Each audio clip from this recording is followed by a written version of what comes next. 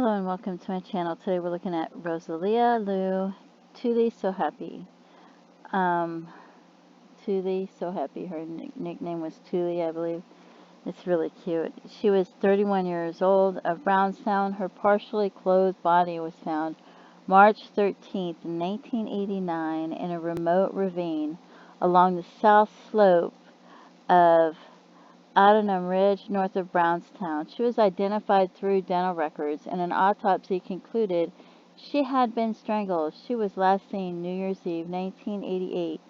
So we'll look at the area again.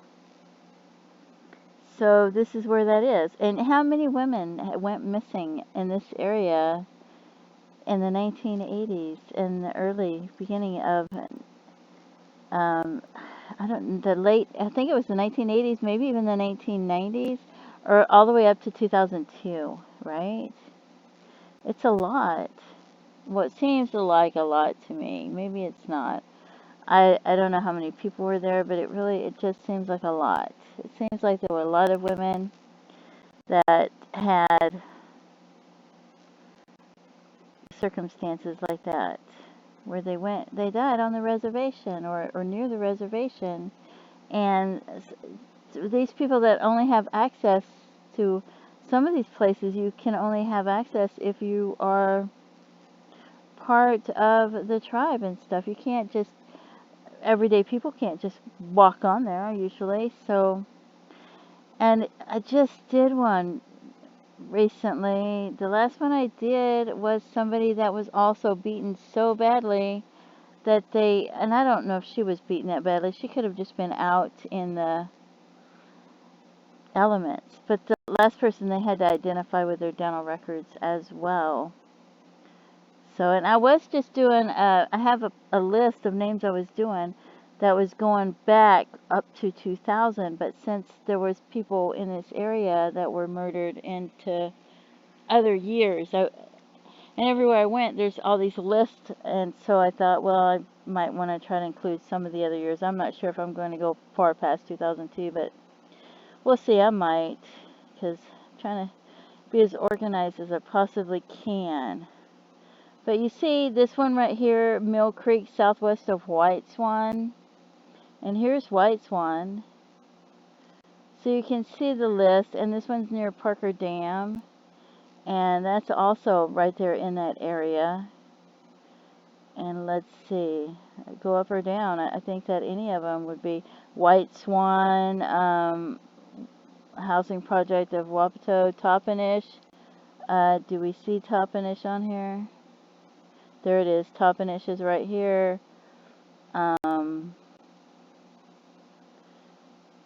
Let's see, an alley in Wapato. Do we see that on there too? There it is right there. So, you know, in this area, it seems like there's a lot of them. That's why they have this list of them, because they're all right there at the reservation.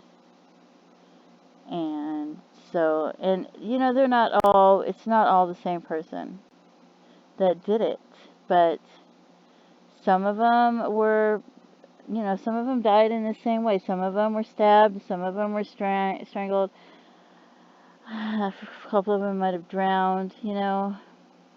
Some of them were shot, some of them were beaten to death.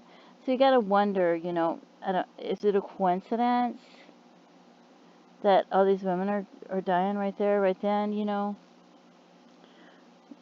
Are we going to think that there's more than one person doing it? That would be really, what is more terrifying, having like one or two serial killers that's waiting for him outside of the tavern, picking him up and going and killing him, or having several different people that have grown up in circumstances that make them want to rape and beat people to death and kill them so that they kill these people? You know, what would be more terrifying? Would it be harder to catch one or two or three serial killers, or would it be harder to catch numerous people? I don't know, but anyway, that's the area, and I thought I would mention that. And yeah, I could have made this video in less than 2 minutes easily, and it could have been just a short thing. But I really thought it was important to look at this area because that's the area I'm doing right now. And it just seems like, and it seems like they're leaving a party or they're leaving a bar and poof, something happens, right? So, I think I lost her name. I love her nickname. That is so cute. Um, it sounds like Tulee Sohappy. It sounds like truly so happy. Anyway, it's just a beautiful name, a beautiful nickname with her last name. And hopefully I'm not mispronouncing her last name because, I mean, I could be, but I don't know. But that is so sad. She was last seen New Year's Eve, and so I'm guessing that she was at a party. I'm trying to remember if I found it somewhere. She was identified through dental records. Autopsy concluded she had been strangled. She was last seen New Year's Eve. Um, yeah, it doesn't say that she left a party. There's no information because some of them they went to a party, they left the party, maybe they got a ride, or it just seems like somebody's been waiting outside. And I wasn't the only one who saw that when I started going through these. I saw that there were investigators that saw the same things. There was like two of them that came to the same. I don't know if you would call it speculation. They came to the same speculation. So we'll do it that way. But it's just here 1987, 1986.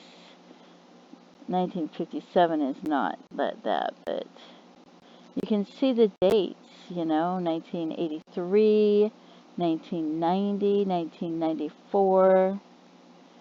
That one's not, those are different. I don't think those would be tied to any of those, but 1986, 1986, 1987, 1988, 1989, 1991, 1992. I don't think those are tied to it either. But I'm trying to find some more of them that seem like there's 1982, there's 1980, 1985, 1987, 1987, 1987, 1996, 2001.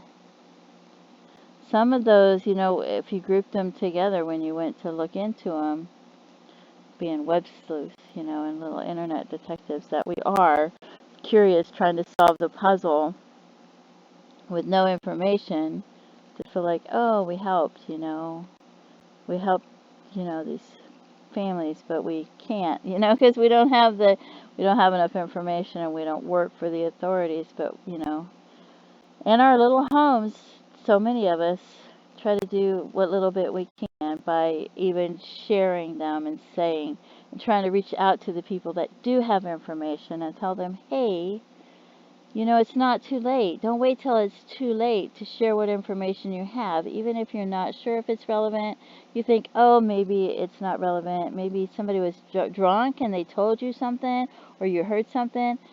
Whether you feel like it's relevant or not, contact authorities, give them the information so they have the notes and they have the information.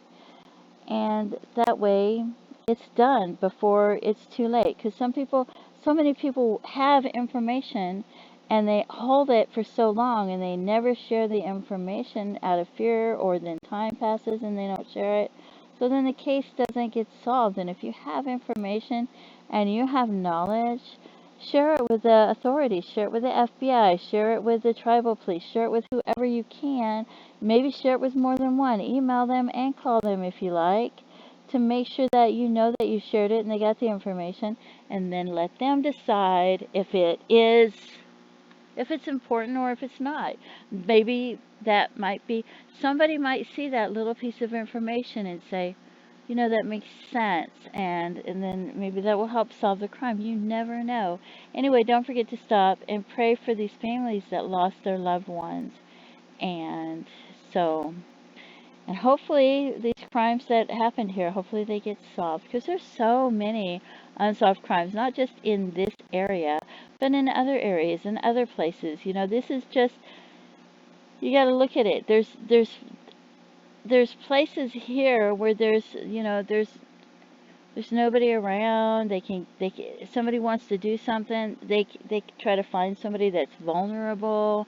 They try to find an area where they can commit the crime, and there's areas where they can do that. So, and then it's hard to, you may not notice somebody. So that's just, maybe there was just somebody bad or a few bad people in that area that just had access to do that, and that's all it takes. I just feel like, travel in twos and threes and fours. You go to parties, don't go home alone. Go home with friends. Even today, don't go home alone. Don't hitchhike. You feel like you're so safe, and you feel like especially, you're younger, you feel like nothing's going to happen to you. You feel like, and you don't understand why your parents are like, oh, check in with me. Let me know you got home safe. Let me know when you leave. But it's important, to travel, and they tell you to travel with more than one of you. So take that to heart. Don't just ride home alone. Go with people you can trust. Go with more than one person. Have somebody looking out for you. Have a couple of people looking out for you. Make sure you let people know who's going to be driving you home and who's the designated driver, and make sure that you're safe. Anyway, I'm rambling on and on like a protective mother. Anyway, thank you so much for tuning in, and have a great day. Bye-bye.